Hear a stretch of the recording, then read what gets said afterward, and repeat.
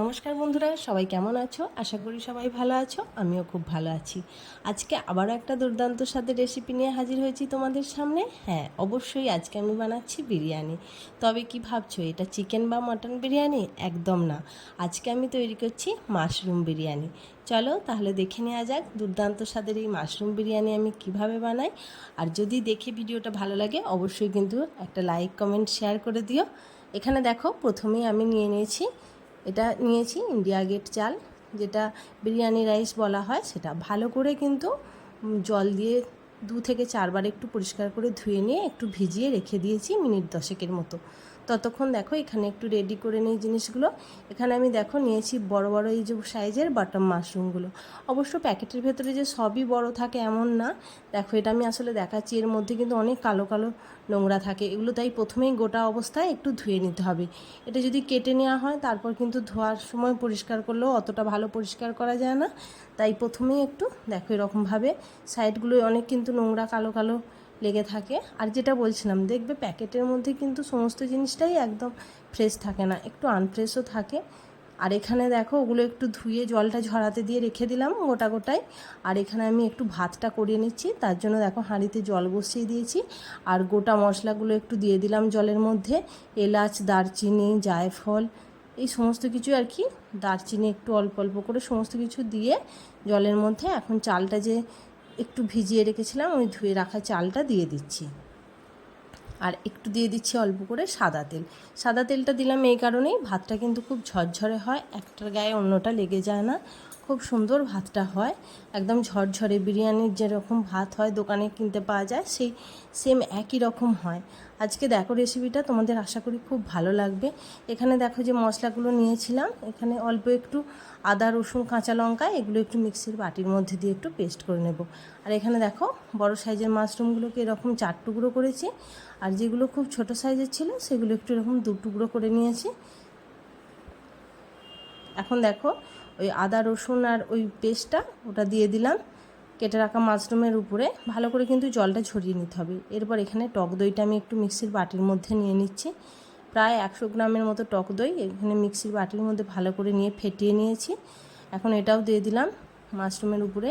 আসলে এটা মাশরুমটা প্রথমে খুব ভালো করে ম্যারিনেট করে নিতে হবে। দিয়ে দিলাম সমস্ত কিছু মশলাই 1 চামচ করে, হলুদ, কাশ্মীরি রেড চিলি পাউডার, জিরে গুঁড়ো, ধনে গুঁড়ো সমস্ত কিছু 1 চামচ করে দিয়ে দিলাম স্বাদ মতো লবণ। সমস্ত কিছু মাশরুমের পরিমাণ মতোই দিয়ে নেব, একবারেই রান্নাটা হবে। এখন দেখো চামচ দিয়ে ভালো করে মাখিয়ে নিচ্ছি। খুব ভালো করে কিন্তু মাশরুমটা মাখিয়ে নিতে হবে। দেখো ভালো করে মাখাতে পারছি না চামচটা দিয়ে, সেই কারণে আমি এবার এটা হাতে করে ভালো করে মাখিয়ে নিচ্ছি। আসলে 5টা আঙুল দিয়ে যে সুন্দর কাজ হয় অন্য কিছুতে হয় না আমার মনে হয়। তোমাদের এরকম হয় না কি বলো আমাকে কমেন্টে। দেখছো কত সুন্দরভাবে মাখিয়ে নিচ্ছি। এটা কিন্তু ম্যারিনেট করে অনেকক্ষণ রেখে দেওয়ার কোনো প্রয়োজন নেই, কিছুক্ষণ একটু রেখে দিলেই হবে, বেশিক্ষণ রেখে দেওয়ার কোনো দরকার নেই। এখন দেখো ভালো করে যখন এটা মাখানো হয়ে গেছে, এখনই দেখছো কত সুন্দর লাগছে। হ্যাঁ, এবারে দেখো এটা ম্যারিনেট করে রেখে দেওয়ার পর আমি এটা কি করছি, কড়াই নিয়েছি একটা, কড়াইয়ের মধ্যে দিয়ে দিয়েছি সর্ষের তেল। হ্যাঁ, এই যে অল্প সর্ষের তেল নিয়েছি এর মধ্যেই কিন্তু পুরো বিরিয়ানিটা হয়ে যাবে। বললাম না বাড়িতে যে কোনো খাবারই বানালে কি হয় সেটা অনেক স্বাস্থ্যকরভাবে আমরা তৈরি করি।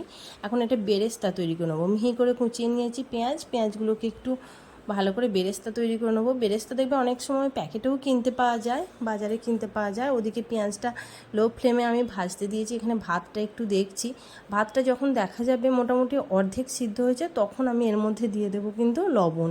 তার কারণ প্রথম থেকে ভাতটা দিলে লবণ দিয়ে দিলে কি হয়, ভাতের মধ্যে চালটা কিন্তু কাটা কাটা হয়ে যায়। আর দেখবে যদি একদমই লবণ না দেওয়া হয় সেক্ষেত্রে কিন্তু বিরিয়ানির যে ভাতটা সেটাও বেশ খেতে টেস্টি লাগে না।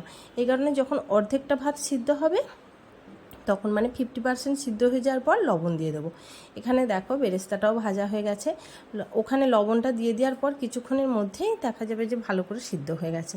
এখানে দেখো বেরেস্তা ভেজে তুলে নিয়েছি। এখন গোটা গোটা আলু দিয়েছি, ছোট সাইজের আলু ছিল তাই আমি গোটা গোটা দিয়েছি। বড় সাইজের হলে তোমরা অর্ধেক করে দেবে। নুন, হলুদ আর একটু কাশ্মীরি লঙ্কার গুঁড়ো দিয়ে দিলাম যাতে একটু কালারটা খুব ভালো আসে। এখন ভালো করে লাল লাল করে ভেজে তুলে নিলাম। কড়াইয়ের মধ্যে একটু ওই গোটা গরম মশলা ফোড়ন দিলাম, দিয়েছি তেজপাতা, এলাচ, দারচিনি আর একটু লবঙ্গ, সবই কিন্তু পরিমাণে খুব অল্প অল্প করে। এখন এই মশলাটা ফোড়নটা ভালো করে ভেজে নেব। গ্যাসের ফ্লেমটা কিন্তু একদম কম রেখে ভাজতে হবে, নয়তো তাড়াতাড়ি এটা কালো হয়ে যাবে আর টেস্টটা ভালো হবে না। যখন সুন্দর গন্ধ বেরোবে তখন ওই ম্যারিনেট করা সমস্ত মাশরুমটা কিন্তু দিয়ে দেবো কড়াইয়ের মধ্যে। এবার আর কিছুই না, এবার ভালো করে এটা কিন্তু ঢাকা দেওয়া চলবে না, কারণ মাশরুম থেকে অটোমেটিকই অনেক বেশি জল ছাড়ে। এটা খুব ভালো করে কিন্তু নাড়িয়ে চাড়িয়ে 2-1 মিনিট ছাড়া ছাড়াই একটু নেড়ে চেড়ে ভালো করে কষিয়ে রান্না করতে হবে। হ্যাঁ, এইখানটা দেখার একটু যে কতক্ষণ পর্যন্ত আমরা মাশরুমটা রান্না করব। চলো পুরোটাই দেখাবো, কোনো কিছুই স্কিপ করব না। এর মধ্যেই দেখো দিয়ে দিয়েছি বড় সাইজের 2টো টমেটো দিয়েছি আমি। টমেটোটা দিয়ে দিয়েছি প্রথম থেকেই, তার কারণ টমেটোটা ভালো করে গলে যাবে। দেখো এখন রান্না হতে থাকছে। এরকমভাবে তোমরাও বাড়িতে করো মাশরুম বিরিয়ানি। দেখো আমার আশা করি আমি তোমাদের সবার খুব ভালো লাগবে। আমাদের বাড়িতে কিন্তু সবাই খুব পছন্দ করে। দেখছো অটোমেটিক কিন্তু এই মাশরুমের থেকে কিন্তু জল ছাড়তে শুরু করে দিয়েছে অনেকটা। আমি দেখো স্কিপ করে দেখাচ্ছি। রান্নাটা করতে খুব এমন বেশি সময় লাগে না, মাশরুম তো অতটাও শক্ত জিনিস নয়, নরম জিনিস, খুব তাড়াতাড়ি এটা রান্না হয়ে যায়। আর কত সুন্দর কালার বেরিয়েছে দেখছো। ওখানে কিন্তু মাশরুম কষানো হয়ে গেছে, রেখে দিয়েছি। এখানে যার মধ্যে আমি বিরিয়ানির রাইসটা তৈরি করব, বিরিয়ানিটা আর কি, সেই দেখো কড়াইটার মধ্যে দিয়ে দিয়েছি অল্প একটু গা ঘি, তেজপাতা, 2টো কাঁচা লঙ্কা দিলাম, কারণ খুব বেশি ঝাল দিইনি তো, আর আমার বাচ্চা ছোট বলে তাই 2টো শুকনো কাঁচা লঙ্কা দিয়ে দিলাম। এখানে দেখো এর কালারটা দেখেছো কত সুন্দর। এটা কিন্তু শুকনো ঝরঝরে ভাত দিয়ে খেতেও খুব সুন্দর লাগে। আর দেখো এখানে ভাতটা অর্ধেকটা সাজিয়ে নেওয়ার পর এই কষে রাখা মাশরুমটা দিয়ে দিলাম। যেমনভাবে চিকেন দিয়ে তৈরি করা হয় সেম একইভাবে সাজাবো আর কি। ভেজে রাখা আলু দিয়ে দিচ্ছি, দিয়ে দেবো বেরেস্তা, আর এটা দেখো অল্প একটু খাবার যে মিঠা আতর হয় সেটা দেবো, কিন্তু খুব অল্প পরিমাণে দিতে হবে।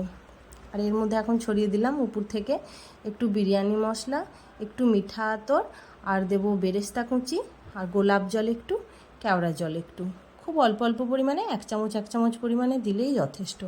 এখন একটা লেয়ার হয়ে যাওয়ার পর উপর থেকেও আবার সেমভাবে একটু ভাত দিয়ে সাজিয়ে দেবো, তার উপর থেকে মাশরুমটা দিয়ে দেবো। কষে রাখা মাশরুমটা আমি 2টো লেয়ার করেছি। যদি তোমরা চাও, যদি পরিমাণে বেশি অনেক করতে চাও, তাহলে 3-4টে লেয়ার দিয়ে করবে। বিরিয়ানি কিন্তু যত বেশি লেয়ার দিয়ে তৈরি করা যায় তত কিন্তু খেতে বেশি টেস্টি হয় আমার মনে হয়। তাই অল্প অল্প করে ভাত দিয়ে 2-3টে লেয়ারে করো, খুব ভালো লাগবে। উপর থেকে আবার সেম একইভাবে বিরিয়ানি মশলা দিলাম, দিয়ে দিয়েছি একটু বেরেস্তা, সমস্ত কিছু মশলা অল্প একটু দেবো, কেওড়ার জল আর গোলাপ জল, এগুলো সমস্ত কিছু অল্প অল্প করে দিয়ে দেবো। এখন এটা কিন্তু দমে রান্না হতে দিতে হবে, একদম দমে রান্না হতে দিতে হবে। গ্যাসের একদম লো ফ্লেমে দেবো এটা। মোটামুটি অন্যান্য চিকেন বিরিয়ানির মতন অতটা সময় লাগে না, তাও মোটামুটি 15-20 মিনিট তো এটা দমে রাখতেই হবে, তাহলে বেশ খেতে সুন্দর হয়। দেখছো উপর থেকে দেখাচ্ছি। আর দেখো লিডটা চাপা দিয়ে দেওয়ার পরে যে ছিদ্রটা থাকে ওটা কিন্তু আমি একটা কাগজের টুকরো দিয়ে ভালো করে বন্ধ করে দেবো। গ্যাসের দেখছো ফ্লেম একদম কিন্তু লো করে দিয়েছি। দেখছো এটা একটা কাগজ দিয়ে ছিদ্রটা বন্ধ করে দিচ্ছি এখন। ব্যাস এটা যখন এখন হতে থাক।